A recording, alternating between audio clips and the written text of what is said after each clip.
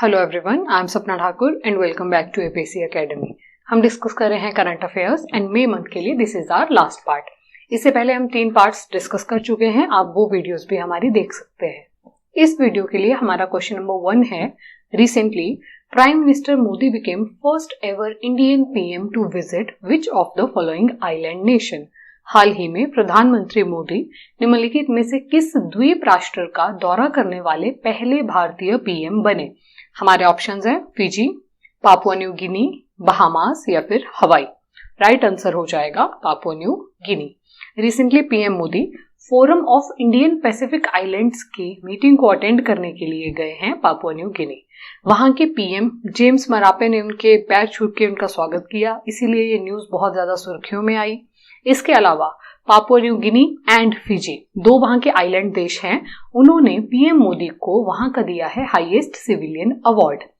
ये ऑस्ट्रेलिया है हमारे पास। ऑस्ट्रेलिया एकमात्र ऐसा देश जो कि एक महाद्वीप भी है, और यहाँ पे आप देख पा रहे हैं this is Papua New Guinea and यहाँ पे बहुत छोटा सा आइलैंड है जिसका नाम है फिजी। तो पापुआ न्यू गिनी की वो यात्रा पे गए, यहाँ के सरकार ने भी उन्हें दिया highest civilian award and Fiji government ने भी उन्हें दिया हाईएस्ट सिविलियन अवार्ड। इसके अलावा आपसे क्या क्वेश्चन पूछा जा सकता है कि ऑस्ट्रेलिया और पापुआ न्यू गिनी के बीच में कौन सी स्ट्रेट प्रेजेंट है। तो हमारा आंसर क्या हो जाएगा, Torres strait. Torres strait between Australia and Papua New Guinea. This is important point for you. Okay, इसके अलावा यहाँ पे ये जो आपको दिख रहा है ये आइलैंड है, इसका नाम है Tasmania. I am writing it here, Tasmania. और अगर हम बात करें कि ऑस्ट्रेलिया और तस्मानिया के बीच में यहां कौन सी स्ट्रेट है, तो उस स्ट्रेट का नाम है बास स्ट्रेट। नेक्स्ट क्वेश्चन देखते हैं, in which country 49th G7 summit took place. 49th G7 सम्मेलन किस देश में हुआ। हमारे ऑप्शंस है यूक्रेन, चाइना, जापान या फिर यूएसए। राइट आंसर हो जाएगा जापान। जापान की सिटी हिरोशिमा में G7 समिट हुआ 19th मई से लेकर 21st मई तक। G7 की स्थापना कब हुई थी, तो 1975 में हुई थी। G7 में सदस्य कितने हैं, क्योंकि 7 ही सदस्य हैं इसलिए इसको बोला जाता है G7। और वो 7 सदस्य कौन से हैं, तो USA, Canada, United Kingdom, France, Italy, Germany और जापान। ये है हमारे पास USA and this is your Canada.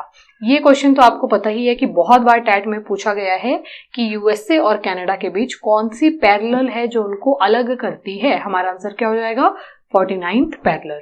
इसके अलावा यहाँ पे आपको ये जो लेक्स दिखाई दे रही हैं, दिस वन, ये यहाँ पे 5 ग्रेट लेक्स हैं, 5 बहुत बड़ी बड़ी झीलें हैं, इसलिए इनको बोला जाता है ग्रेट लेक्स। जिसमें से एक बहुत फेमस है जो आप सबने डेफिनेटली सुनी है और उसका नाम है सुपीरियर। सुपीरियर विश्व की सबसे बड़ी ताजे पानी की झील है, largest fresh water lake in the world. और भारत ने भी G7 की समिट में भाग लिया। कैसे, क्योंकि भारत इस बार था guest country along with Australia, Brazil etcetera. Hiroshima city का हमने मेंशन किया। हिरोशिमा सिटी एक बहुत इंपॉर्टेंट सिटी रही है हिस्ट्री पॉइंट ऑफ व्यू से, क्योंकि 6 अगस्त 1945 को जापान के 2 शहर हिरोशिमा और नागासाकी में न्यूक्लियर बॉम्ब एक्सप्लोजन हुआ था। हिरोशिमा में 6 को एंड नागासाकी में 9 अगस्त को। ये न्यूक्लियर बॉम्ब एक्सप्लोजन विश्व युद्ध द्वितीय के दौरान हुआ था और इसी एक्सप्लोजन, इसी विस्फोट के बाद जापान जो था वो वर्ल्ड वॉर में हार गया था। नेक्स्ट क्वेश्चन देखते हैं, who has become chief minister of Karnataka. Karnataka के मुख्यमंत्री कौन बने हैं। हमारे ऑप्शंस हैं DK शिव कुमार, MK स्टैलिन, सिद्धारमैया या फिर के चंद्रशेखर राव। राइट आंसर हो जाएगा सिद्धारमैया। रिसेंटली कर्नाटक में इलेक्शन हुए, कांग्रेस पार्टी वहां पे विजय रही, परंतु विजय रहने के बाद वहां पे एक विवाद छिड़ गया कि सिद्धारमैया सीएम बनेंगे या फिर DK शिव कुमार।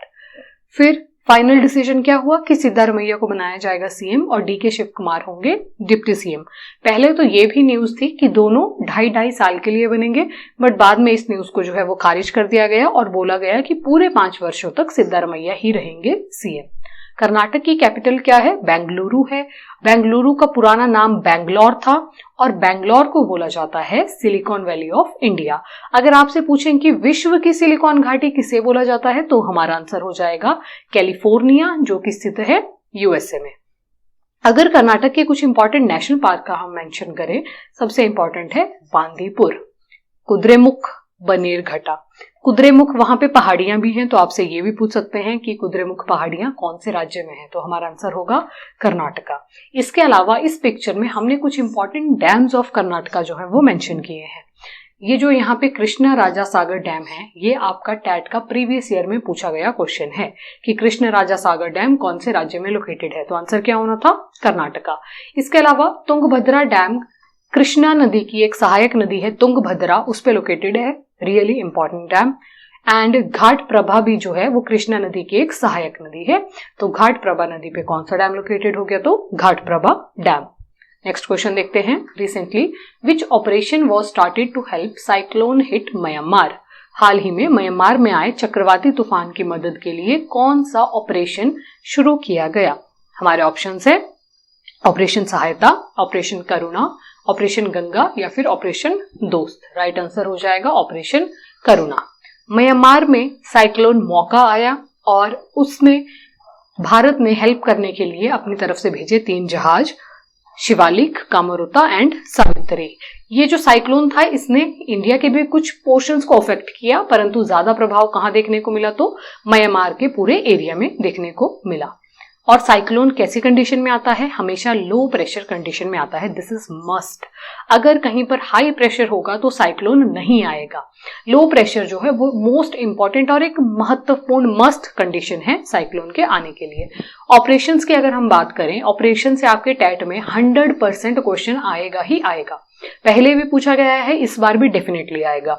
ऑपरेशन गंगा 2 बार टैट में पूछा जा चुका है, तो ऑब्वियसली इस बार चांसेस नहीं है।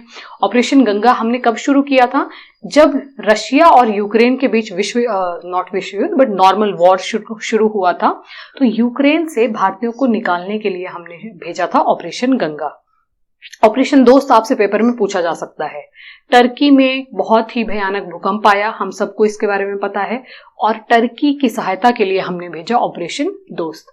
और अभी अभी हमने पढ़ा कि ऑपरेशन करुणा हमने कहां भेजा, तो साइक्लोन प्रभावित म्यांमार देश में।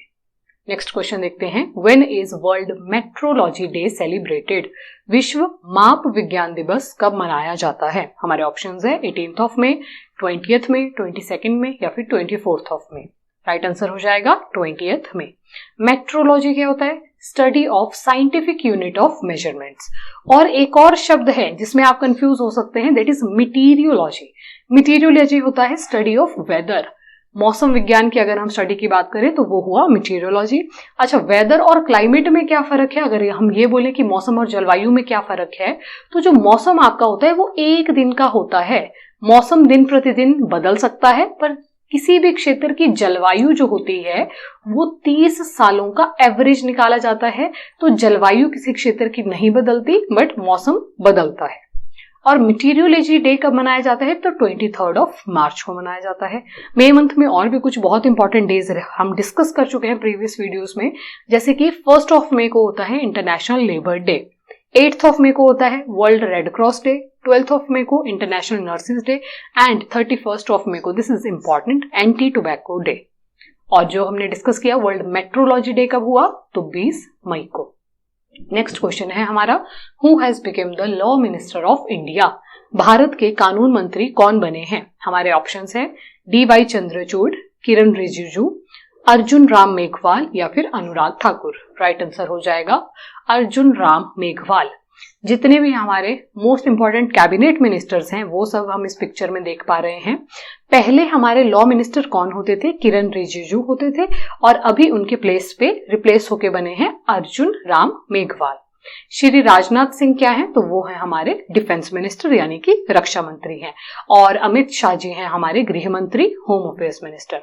डॉक्टर सुब्रमण्यम जयशंकर बहुत न्यूज में रहते हैं, हमारे विदेश मंत्री हैं, एक्सटर्नल अफेयर्स मिनिस्टर हैं। स्मृति ईरानी जी आप देख पा रहे हैं, women and child development minister. And this is also important for you, Shri Dharmendra Pradhan कैसे मिनिस्टर हैं, हमारे शिक्षा मंत्री हैं। तो शिक्षा मंत्री तो ऑब्वियसली आपको न्यूज में पता होना ही चाहिए। श्री अर्जुन जी मुंडा हैं हमारे tribal affair minister. Next question देखते हैं, which of the following year has been declared as special tourism year by Nepal. निम्नलिखित में से किस वर्ष को नेपाल द्वारा विशेष पर्यटन वर्ष घोषित किया गया है। अपने देश में टूरिज्म को प्रमोट करने के लिए उन्होंने ये शुरू किया है और हमसे पूछा है कि कौन सा ईयर। तो हमारे ऑप्शन हैं 2023, 2024, 2025 या फिर 2026। राइट आंसर हो जाएगा 2025, 2025। नेपाल की राजधानी की अगर हम बात करें तो आंसर हो जाएगा काठमांडू। वहां के पीएम कौन है? पुष्प कमल दहल। और प्रेसिडेंट कौन है? रामचंद्र पौडल। और जैसा कि मैंने डिस्कस किया कि टूरिज्म को प्रमोट करने के लिए उन्होंने 2025 को डिक्लेयर किया स्पेशल टूरिज्म ईयर। इसके अलावा जो काफी इंपॉर्टेंट न्यूज नेपाल से आ रही थी, वहां के एक शेरपा हैं, एक गाइड हैं जिनका नाम है कामेरिता।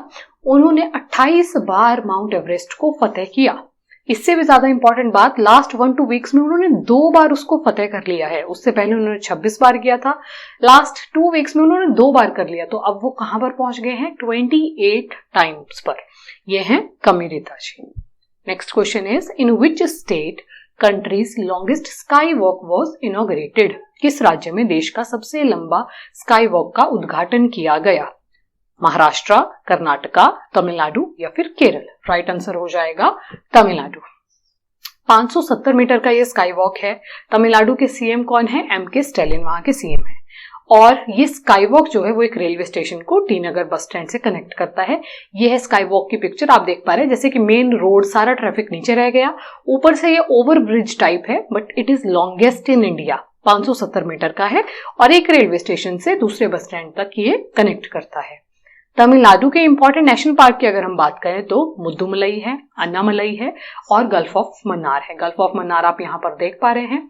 यहीं पर ही एक स्ट्रेट भी है जिसका नाम हो जाएगा पाक जल संधि। पाक जल संधि बहुत बार पेपर में पूछी गई है एंड आई बिलीव ये एक इजी क्वेश्चन माना जाना चाहिए। अब जल संधि अगर हम डिस्कस करें, एक ये भी आपसे न्यूज में पूछ सकते हैं, मान लीजिए this is your India, this is Sri Lanka. देखिए जल संधि में ही वर्ड क्या आ रहा है? संधि आ रहा है। संधि मतलब जोड़ना। तो जो जल संधि होती है वो किन्हीं 2 वाटर बॉडीज को जोड़ती है, ना कि भूमि के टुकड़ों को। जैसे फॉर एग्जांपल ये मैंने आपको बता दिया, यहां पर पाक जल संधि है। अब मैं आपको 2 ऑप्शंस दे रही हूं। फर्स्ट पे मैंने लिखा कि पाक जल संधि किसे किसे जोड़ती है, तो मान लीजिए फर्स्ट ऑप्शन है इंडिया और श्रीलंका और दूसरा ऑप्शन है कि बंगाल की खाड़ी को हिंद महासागर से जोड़ती है। राइट, ये है हमारे पास इंडिया, ये है श्रीलंका, ये है बंगाल की खाड़ी और ये है यहां पर हिंद महासागर। तो अगर हमने पूछा है कि पाक जल संधि किसको जोड़ेगी, तो वो तो वाटर बॉडीज को जोड़ेगी क्योंकि वो जल संधि है। तो हमारा आंसर क्या हो जाएगा? बंगाल की खाड़ी को हिंद महासागर से जोड़ती है। और अलग किसको किससे करेगी? तो इंडिया को श्रीलंका से अलग करेगी। एक बार ये क्वेश्चन भी आपसे पेपर में पूछा गया था कि गल्फ ऑफ मन्नार कहां पे लोकेटेड है, तो हमारा राइट आंसर क्या हो जाएगा? यहां पर है ना गल्फ ऑफ मन्नार। हमारा राइट आंसर होना था तमिलनाडु के पूरब में लोकेटेड है। तो ईस्ट और वेस्ट आपको देखना आना चाहिए, तभी आप आंसर्स करेक्ट कर सकते हैं ऑब्वियसली। नेक्स्ट क्वेश्चन है, Al Mohammed Al Hindi 2023 exercise took place in which country? Al Mohammed Al Hindi 2023 अभ्यास किस देश में हुआ? हमारे ऑप्शंस है यमन, ओमान, ईरान या फिर सऊदी अरेबिया। राइट आंसर हो जाएगा सऊदी अरेबिया। भारत और सऊदी अरेबिया के बीच में ये अभ्यास हो रहा है और भारत की तरफ से INS Tarkash and INS Subhadra वहां पे पार्टिसिपेट करने के लिए गए हैं। मैप देख पा रहे हैं आप, इस मैप से मैं बहुत बार क्वेश्चन डिस्कस कर चुकी हूं, फिर से डिस्कस कर रही हूं। सबसे पहले आप यहां पर देखेंगे प्रायद्वीप। प्रायद्वीप, ये वाले क्वेश्चंस तो प्लीज डैट में तो ना ही गलत करके आए आप लोग। प्रायद्वीप होता है ऐसा भूमि का भाग जो 3 तरफ से पानी से घिरा हो। प्रायद्वीप को इंग्लिश में क्या बोलते हैं? पेनिनसुला उसे कहते हैं। राइट। विश्व का सबसे बड़ा प्रायद्वीप कौन सा है? तो विश्व का सबसे बड़ा प्रायद्वीप है अरेबियन प्रायद्वीप, जो कि आप इस पिक्चर में देख पा रहे हैं। देखिए एक तरफ से रेड सी, दूसरी तरफ से अरब सागर, तीसरी तरफ से Persian gulf which is known as फारस की खाड़ी। तीनों तरफ से पानी से घिरा है। तो ये पूरा जो हमारे पास एरिया है ये कहलाता है प्रायद्वीप और विश्व का सबसे बड़ा जिसका नाम है अरेबियन। पिछली स्लाइड में हमने डिस्कस किया स्ट्रेट जल संधि, एक नैरो भूमि का भाग जो 2 बड़े वाटर बॉडीज को कनेक्ट करेगा। तो देखिए यहाँ पे रेड सी है, लाल सागर है, यहाँ पे हमारे पास अदन की खाड़ी है, गल्फ ऑफ अदन है। यहाँ पे एक मेजर बॉडी, यहाँ पे मेजर वाटर बॉडी, यहाँ पे आप देख पा रहे हैं बहुत ही नैरो वाटर बॉडी है, पानी की मात्रा बिल्कुल कम दिखाई दे रही है। तो ये क्या हो गया? 2 वाटर बॉडीज को कनेक्ट कर रहा है ना ये नैरो वाटर बॉडी। तो यहाँ पे इस स्ट्रेट का नाम क्या है? इस स्ट्रेट का नाम है बाब अल मांडेब। तो अगर आपसे पूछें कि बाब अल मांडेब जल संधि किसको किससे जोड़ती है, तो हमारा आंसर क्या होगा? लाल सागर को अदन की खाड़ी से जोड़ती है, राइट। अब यहां पर देखिए द मोस्ट इंपॉर्टेंट फारस की खाड़ी, पर्शियन गल्फ, और यहां पे हमें दिखाई दे रहा है गल्फ ऑफ ओमान। तो यहां पर भी कोई जल संधि होगी। यहां पर कौन सी जल संधि है? तो हमारा आंसर हो जाएगा हॉर्मूज। हॉर्मूज जल संधि जोड़ती है फारस की खाड़ी को ओमान की खाड़ी से। आई होप आपको पॉइंट्स क्लियर होंगे। यहां पे हमने की बाबल मांडेव वाली और यहां पर हमने की हॉर्मूज जल संधि। नेक्स्ट क्वेश्चन देखते हैं, the last question for this video also. The golden years book has been written by, Hindi में पूछा गया है द गोल्डन ईयर्स पुस्तक किसके द्वारा लिखी गई है? हमारे ऑप्शंस हैं मालती अवस्थी, गीता गुप्ता, रस्किन बॉन्ड या फिर रॉबिन एंड्रयूज। राइट आंसर हो जाएगा रस्किन बॉन्ड। रस्किन बॉन्ड जो है वो एंग्लो इंडियन है, इनके पेरेंट्स ब्रिटिशर्स रहे हैं, परंतु इनका जन्म कहाँ हुआ? भारत में हुआ था 19 मई 1934 को एचपी के कसौली में। और उसके बाद ये भारत में ही पले बड़े, भारत में ही रहे और अभी ये है बहुत ही फेमस राइटर। इनकी राइटिंग्स के लिए इन्हें 1992 में दिया गया साहित्य अकेडमी अवार्ड। वो कौन सी पुस्तक के लिए दिया गया था? Our trees still grows in Dehra. वर्तमान में ये उत्तराखंड में रहते हैं, इसीलिए आप देख पा रहे हैं यहाँ पे इन्होंने देहरा शब्द का इस्तेमाल किया, विच इज फॉर देहरादून।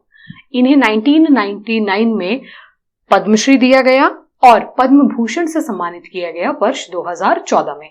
ये 2014 की ही पिक्चर है, पूर्व राष्ट्रपति प्रणब मुखर्जी इनको पद्म भूषण अवार्ड देते हुए। एंड ये है उनकी पुस्तक द गोल्डन ईयर्स, और इसमें उन्होंने अपने जो 1960s 1970s हैं उस समय के पूरे जीवन को व्यक्त किया है। So question from today's video, let's see आपने कितने ध्यान से वीडियो सुनी। Which strait connects Persian Gulf with Gulf of Oman? कौन सा जल डमरू मध्य, जल डमरू मध्य जल संधि को ही बोला जाता है, कंफ्यूज नहीं होना है। कौन सा जल डमरू मध्य फारस की खाड़ी को ओमान की खाड़ी से जोड़ता है? हमारे ऑप्शंस है बॉस्फोरस, हॉर्मूज, मलक्का या फिर बाब अल मांडेब। राइट आंसर आप हमें कमेंट डाउन करके बताएंगे। And this was all for this video. Thank you so much for watching. अगर आपको हमारी वीडियो अच्छी लगे तो हमारे चैनल को लाइक करें, शेयर करें एंड सब्सक्राइब करें। मिलते हैं नेक्स्ट वीडियो में।